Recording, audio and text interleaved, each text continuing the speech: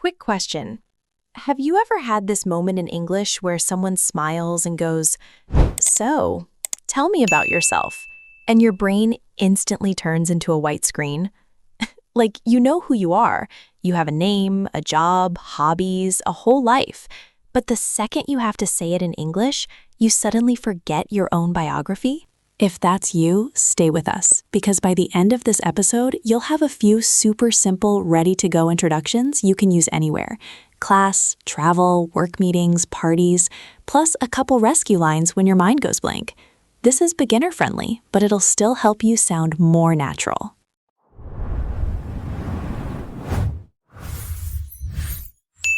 Welcome back to Sunshine English. I'm Kayla, and I'm from Florida, born and raised, so yes, I do think iced coffee counts as a year-round decision, not a seasonal one. Today's topic is how to talk about yourself in English with easy introductions for beginners. And I want to start by making this feel less scary. A good introduction is not a speech. It's not a performance. It's usually just a few sentences that answer the basic questions people naturally have, and then you give the other person a chance to talk too. Exactly. I'm Mason, also a Florida native, and I've noticed that people freeze during introductions for two big reasons. First, they think they need to be perfect. Perfect grammar, perfect pronunciation, perfect vocabulary. Second, they think they need to be interesting. But real-life introductions are usually very normal, very plain, and honestly, kind of repetitive. People say the same things all the time. Their name, where they're from, what they do, and one small detail. The confidence is in the clarity. So here's the simple structure we'll practice today. Think of this like a menu, not a strict rule. You can pick what you need depending on the situation. 1. Name. 2. Where you're from or where you live now. 3. What you do, your job or if you're a student. 4. One extra detail, like a hobby, the reason you're here or what you're learning. And 5. A question back to keep it flowing. That last step, the question back, is what turns an introduction into a conversation. If you introduce yourself and then stop, it can feel awkward, like you put the ball down and just walked away. But if you add a question like, "How about you?" the other person knows exactly what to do next. Welcome back to Sunshine English. I'm Kayla, and I'm from Florida, born and raised. So yes, I do think iced coffee counts as a year-round decision, not a seasonal one. Today's topic is how to talk about yourself in English with easy introductions for beginners. And I want to start by making this feel less scary. A good introduction is not a speech. It's not a performance. It's usually just a few sentences that answer the basic questions people naturally have, and then you give the other person a chance to talk too. Let's build the easiest possible intro. If you're truly a beginner, this is enough. Ready? Step 1. Hi, I'm Mason. Step 2. Nice to meet you. That alone is already a strong start. And then you can add one more line. I'm from Mexico. Or I'm from Brazil. Or I'm from Turkey. Or I'm from Japan. Or if you live somewhere now, you can say, "I live in Miami. I live in Orlando. I live in Tampa. I live in New York." Simple present tense, nothing fancy. So the full beginner intro can be, "Hi, I'm Kayla. Nice to meet you. I'm from..." And if you want it to sound a little more natural, you can combine it. "Hi, I'm Kayla. Nice to meet you. I'm from..." Native speakers connect those pieces. And if you're worried about accent, don't be. Having an accent is normal. Most of the world has an accent in English. The goal is to be understood and relaxed. Now we upgrade it just a little. A lot of beginner introductions sound robotic because they're only facts. Name, country, job. The easiest way to sound more natural is to add one extra detail, one sentence that shows a little personality or context. And the key word is one. You don't need to overshare. The one extra detail could be why you're here. I'm here on vacation. What you're doing? I'm here for work. What you're learning? I'm learning English for my job. What you like? I like cooking. Or something simple about your day. It's my first time here. Let's give examples that beginners can copy exactly. Hi, I'm Kayla. I'm from Florida. I'm learning English for work. Or, hi, I'm Kayla. I live in Orlando. I'm here for a conference. Or, hi, nice to meet you. I'm a student and I like music. That last one is perfect beginner English. I like music. You might think it sounds too simple, but native speakers say simple things all the time. Simple is not childish. Simple is clear. Let's do a role play so you can hear how this sounds in real life. Situation, first day of English class. People are nervous. Everyone is introducing themselves. I'll play the friendly classmate, and Alexander is introducing himself. All right, so you come up to me and say, Hi, I'm Kayla. Nice to meet you. Hi, Kayla. I'm Mason. Nice to meet you, too. And then I add, I'm from Fort Lauderdale, Florida, but I live in Tampa now. That's still simple English, but it's more complete. Now I keep it going with an easy question. Oh, nice. Do you like Tampa? And I answer with 2 simple sentences, because that's an easy pattern. Yeah, I like it. It's warm and people are friendly. Then I throw it back. How about you? Where are you from? And I answer, I'm from Tampa originally, but I moved to Orlando for work. Then I add one extra detail. It's my first time taking a language class, so I'm a little nervous. And then I ask, what about you? Why are you learning English? See how natural that becomes? The questions are easy. Do you like it? Where are you from? Why are you learning? Beginners can do that. Also, I'm a little nervous is such a useful phrase. It's honest, it's simple, and it actually helps you connect with people. Now here's the one small upgrade that makes introductions feel less robotic. You add one extra detail. Not a long story, not your entire resume, just one simple sentence that gives the other person something to react to. Right, because if you only say facts, name, country, job, sometimes the other person doesn't know where to go next. But if you add one small detail, they can grab it and ask a question. Exactly. For example, you can say, I'm learning English for work. Back to normal. That's a great detail because people naturally ask, oh, nice, what do you do? Or what kind of work? Another easy detail is, I'm here on vacation. Or, this is my first time in the US. Or, I'm here for a conference. And if you want to keep it super beginner friendly, you can use I like. Because I like is simple, but it's personal. I like cooking. I like soccer. I like movies. Even I like coffee works in a coffee shop. And suddenly, you're not just giving data, you're being human. Exactly. So you can imagine your intro like, Hi, I'm Kayla. Nice to meet you. I'm from Brazil. I'm learning English for work. That is beginner English, but it sounds real. And the best part? You don't need a perfect accent for that. You just need to be understandable. Okay, let's make it real. Imagine it's your first day in an English class. People are standing around, kind of nervous, pretending they're not nervous. We'll do this like a natural conversation, not like a textbook. All right, I'll be the nervous student who's trying to be cool about it. Perfect. I'll walk up with a friendly smile and say, Hey, hi, I'm Kayla. Nice to meet you.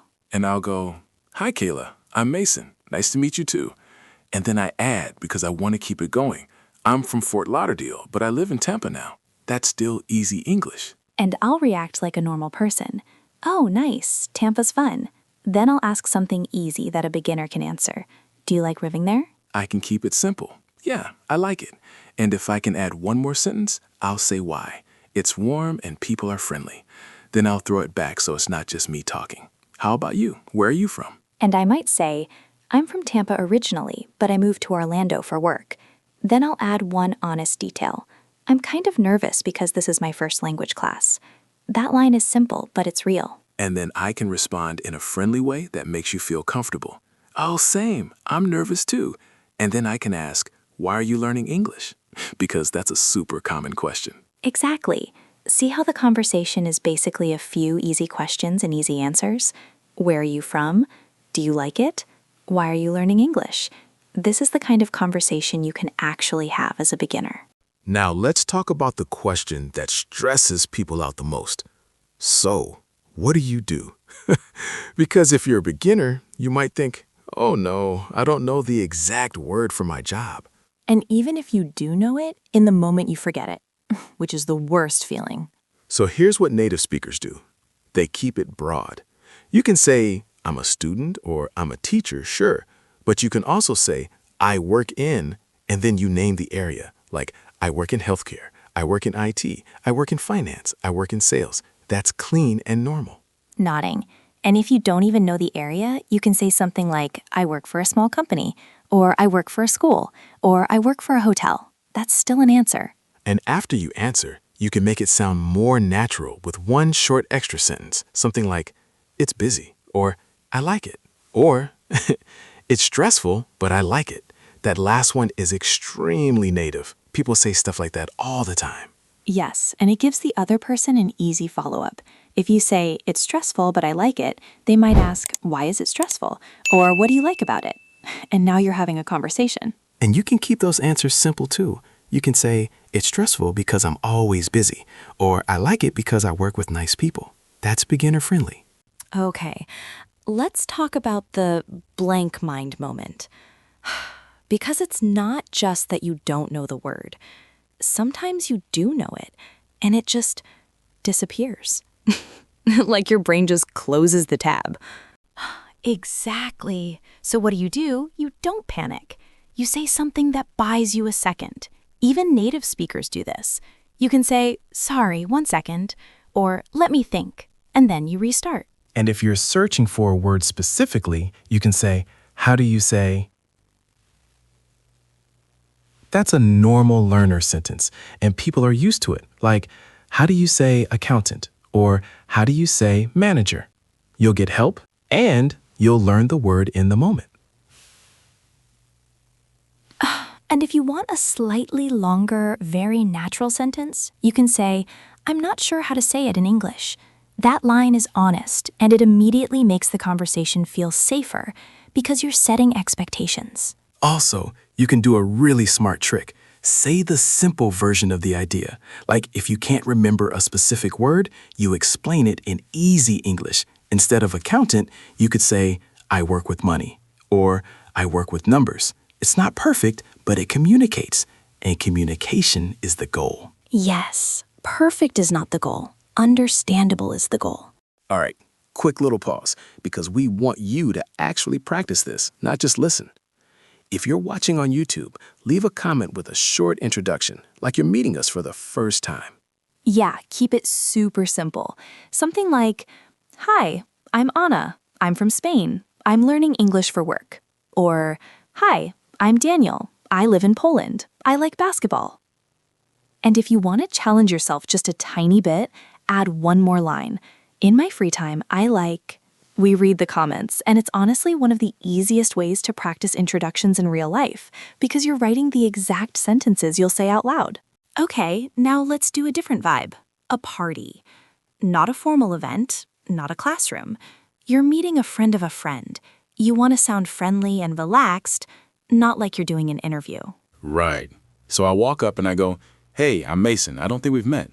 That line is super natural in American English. And I say, hey Mason, I'm Kayla. Nice to meet you. Then I'll usually add a quick context line so it's not random. So how do you know Jordan? That's a perfect party question because it matches the situation. And I answer, Jordan and I went to college together. Simple. Then I add one tiny detail. Jordan's always been the organized one, so I'm not surprised this party is actually planned. That's just a light comment, but it gives you something to respond to. Totally. And I might laugh and say, that's so true. Jordan remembers everything. Then I'll share one detail about myself. I know Jordan from work. And now we have a little triangle of connection. You and Jordan, me and Jordan, so we're not strangers anymore. Exactly. And then I can ask an easy question. So, are you from Florida too, or did you move here? In Florida, that question is basically guaranteed because so many people relocate. And I can answer like a beginner, but still sound natural. I'm from Florida. I'm from Tampa, but I live in Orlando now. Then I add a tiny personal sentence. I moved for work. And then I throw it back. How about you? And I go, I'm from Fort Lauderdale, but I'm in Tampa now, and we're off. That's a real conversation. Notice how nobody needed perfect grammar and nobody needed a big story. It's just friendly, simple, and balanced. Now, let's say you're introducing yourself and you want to go beyond work. Because work is fine, but hobbies make it personal. Yes, and hobbies are amazing because the questions become easy. People ask, "Oh, really? How long have you been doing that?" Or "What kind?" Or "Where do you do that?" Even if you answer in simple English, it still works. So beginner pattern, in my free time, I like, and then you pick something simple. In my free time, I like cooking. In my free time, I like watching movies. In my free time, I like going to the gym. And if you want the extra casual American version, you can say "I'm into," like "I'm into photography" or "I'm into fitness." That just means you're interested in it. It's casual, so it fits parties, friends, and relaxed conversation. And here's a simple follow-up question you can ask that works almost every time. What do you like to do? That question is easy, and it invites the other person to share. And then you react, because reactions are a huge part of sounding natural. You can say, "Oh, nice, that's cool. No way. That sounds fun." And then ask one small follow-up. You don't need a big speech. Let's switch to work mode. You're on a Zoom call. The meeting starts with introductions. This is where people feel pressure to sound professional, and then they get stuck. Right, so we'll keep it professional but simple. I'll go first. Hi, everyone. I'm Mason. I'm in Tampa, and I work in analytics. It's nice to meet you. That's clean, no stress. And I can follow. Hi, I'm Kayla. I'm based in Orlando, and I work in marketing. Looking forward to working with you. That phrase, "looking forward to," is very common in meetings. And you can keep it even simpler if you're a beginner. You can literally say, "Hi, I'm nice to meet you," and then stop. That's okay. Yes, people would rather you say a short, clear introduction than a long, confusing one. And if you want to add a friendly line, a super common American meeting question is, "By the way, where is everyone joining from today?" That line is easy, and it gives everyone an easy answer, so it makes you sound confident. Also, small note, if you mess up a word in a meeting, you can calmly restart. You can say, "Sorry, let me restart," and then say the sentence again. That's a professional skill, not an embarrassment. All right, so if you take one thing from this episode, I want it to be this. You don't need to invent an introduction every time. Have a simple default that you can say automatically. Your name, where you live, and one sentence about what you do. Then add one small detail if you want, and ask the other person something back. And if you freeze, it's fine. Just slow down and use a time-buying phrase like, "Let me think," or, "Sorry, 1 second."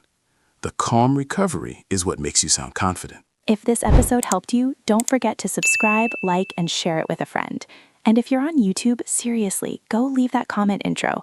It's such an easy way to practice. Thanks for listening, and we'll catch you in the next one. Bye.